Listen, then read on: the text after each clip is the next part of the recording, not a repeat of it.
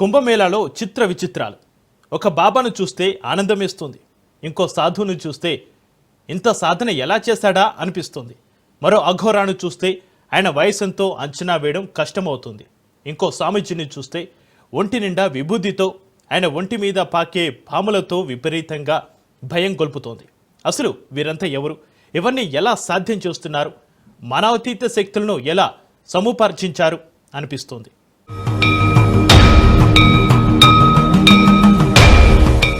పాములతో సావాసం, ముళ్లపైనే నివాసం.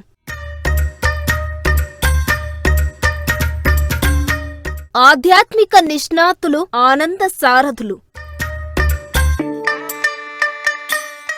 ఎందరో స్వాములు, ఎన్నెన్నో విశేషాలు.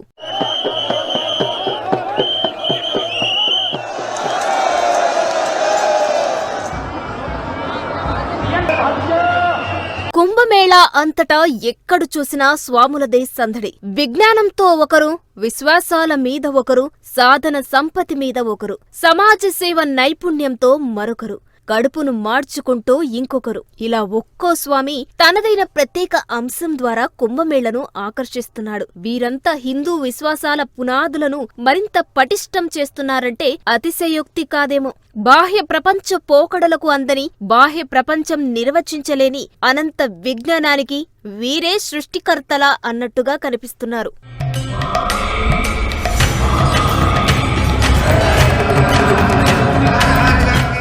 ఈ సాధువును చూడండి. ఎక్కడో హిమాలయాల నుంచి ఎప్పుడు వచ్చాడో, ఎలా వచ్చాడో తెలియదు. కుంభమేళాలో ప్రత్యక్షమయ్యాడు. ఆజానుబాహుడిని మించిన సమున్నతమైన ఎత్తుతో కనిపిస్తున్న ఈ సాధువు తాను అంతులేని ఆధ్యాత్మిక సంపత్తిని అవపోషణ పట్టిన కూడా ఎంతో ఒదిగిపోయి ఉన్నానని చెబుతున్నట్టుగా కనిపించడం లేదు. అనేక పండ్లతో కూడిన చెట్టులాగా భూమ్మీదికి వంగిపోయి కనిపించడం ఆయనలోని ఆధ్యాత్మిక ఐశ్వర్యమే అంటున్నారు పండితులు. వీపుకు అంటుకుపోయిన పొట్ట కండరాలతో, వేలాడుతున్న చర్మపు పొరలతో తన వయసెంతో తనకే తెలియదు అన్నట్టుగా కనిపిస్తున్న ఈ సాధువు జన్మించి ఎన్నేళ్లైందో తల్లిదండ్రులెవరో ఎవరికీ తెలియదు. హిమాలయాలకు ఎప్పుడు వెళ్లాడో తెలియదు, ఎలా వెళ్లాడో తెలియదు, ఎవరిని ఆశ్రయించి ఏం నేర్చుకున్నాడో తెలియదు. ఆయన సాధించుకున్న శక్తియుక్తులను ఎలా ఈ సమాజానికి ఉపయోగిస్తున్నాడో ఎవరూ వివరించలేరు. కాని ఆయన తీరు చూస్తే మాత్రం ఇంత వయసులోనూ తన బాధ్యతను పక్కాగా నిర్వహిస్తున్నాడన్న వ్యాఖ్యలు సామాజిక నిపుణుల నుంచి వినిపిస్తున్నాయి. ఈయన వయసు 154 ఏళ్లుగా చెబుతున్నారు.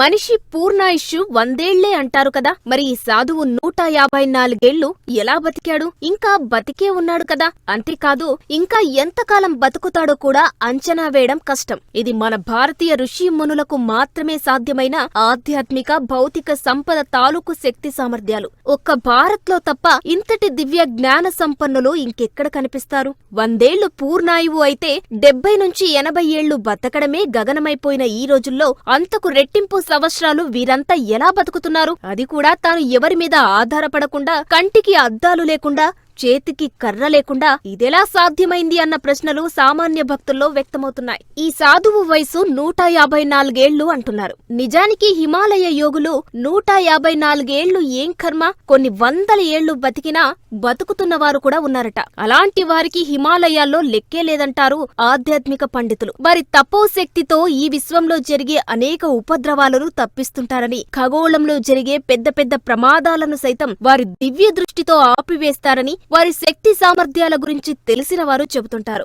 హిమాలయాల్లోని గుహల్లో ఉండేవారు కొందరు, హిమాలయాల తలంలో పంచభూతాలతో కలిసిపోయి అవ్యక్త రూపంగా ఉండేవారు మరికొందరు. ఇలా ఎవరు ఏ రూపంలో ఉన్నా ఎరంత విశ్వానికి వారి సేవలు మాత్రం అందిస్తూనే ఉన్నారని అనుభవజ్ఞులు చెబుతున్నారు.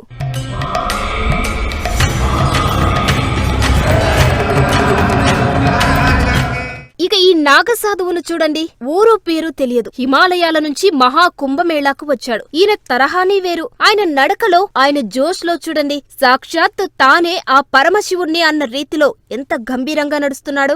సహజంగా పాములంటే మనుషులకు భయం, మనుషులంటే పాములకు భయమే. ఆ భయం వల్లే ఒకరినొకరు చంపుకుంటారు. మరి ఈ స్వామికి పాములంటే భయం లేదా? ఆయన ఒంటి నిండా ఎన్ని పాములున్నాయో చూడండి. ఒక్కటైనా కరవదా? ఆయన దగ్గర ఏం మంత్రాలున్నాయి పాములు కరవకుండా? లేకపోతే ఏమైనా చెట్ల రసాన్ని ఒంటికి పూసుకున్నాడా? కుంభమేళాకు వచ్చిన ఈయన్ని చూడగానే అక్కడి జనమంతా భయంతో పక్కకు వెళ్లిపోయారు. ఈయన మాత్రం ఏ భయం లేకుండా ఒంటి మీద గుడ్డల్లాగే పాములతో ఎంత కంఫర్టుగా ఉన్నాడో చూడండి.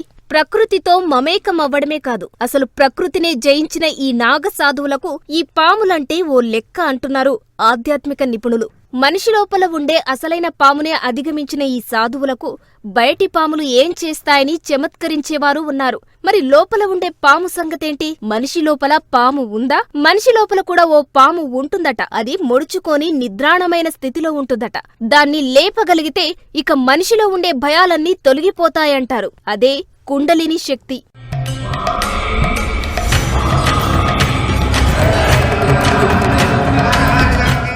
వెన్నుపాము చివర మూలాధార చక్రంలో కుండలిని శక్తి నిద్రాణంగా ఉంటుందట. యోగా, ప్రాణాయామం, అంతిమంగా ధ్యాన ప్రక్రియల సాధన ద్వారా కుండలిని శక్తి చైతన్యవంతమవుతుంది. ఆ చైతన్యం జాగరూకమై షట్చక్రాలు దాటుకొని సహస్రారం దాకా పయనిస్తుంది. అప్పుడు మనిషి విశ్వశక్తితో కనెక్ట్ అవుతాడట. కిందనున్న మూలాధార చక్రం నుంచి కుండలిని శక్తి ప్రవహించి సహస్రారం తెరుచుకొని వెళ్లే క్రమంలో మనిషి ఒక్కో శక్తిని, ఒక్కో అంశాన్ని అధిగమిస్తాడని, వరుసగా అనేక విజ్ఞానదాయకమైన విషయాలు అనుభవంలోకి వస్తాయని, ఒక్కో చక్రం దాటుతున్న కొద్దీ ప్రకృతి శక్తులు తన అదుపులోకి వస్తాయని నిపుణులు చెబుతున్నారు. ఇలా ప్రకృతిని తన ఆధీనంలోకి తెచ్చుకున్న మనిషి దేన్నైనా జయించగలడని, అలాంటప్పుడు ఈ పాముల విషయం అసలు లెక్కలోకి రావని అంటారు నిపుణులు.